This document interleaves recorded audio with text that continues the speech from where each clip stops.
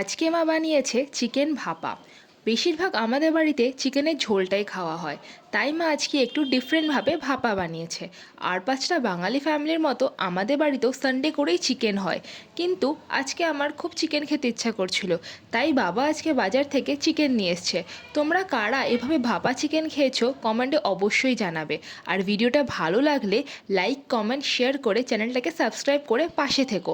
মা প্রথমে জিরে, পেঁয়াজ, আদা, রসুন, টমেটো এগুলো মিক্সিতে পেস্ট করে নিয়েছে।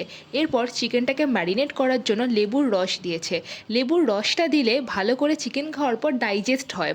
এরপরে চিকেনের পেস্টটা দিয়ে দিয়েছে, দিয়ে টমেটো, পেঁয়াজ এগুলো দিয়ে কিছুক্ষণ 1 ঘন্টা মতো মা ম্যারিনেট করেছে। তারপর এই হাঁড়িটা বসিয়ে দিয়েছে গ্যাসের ওপরে। এটা ভাপে ভাপে চিকেন রান্না হয়ে গেছে।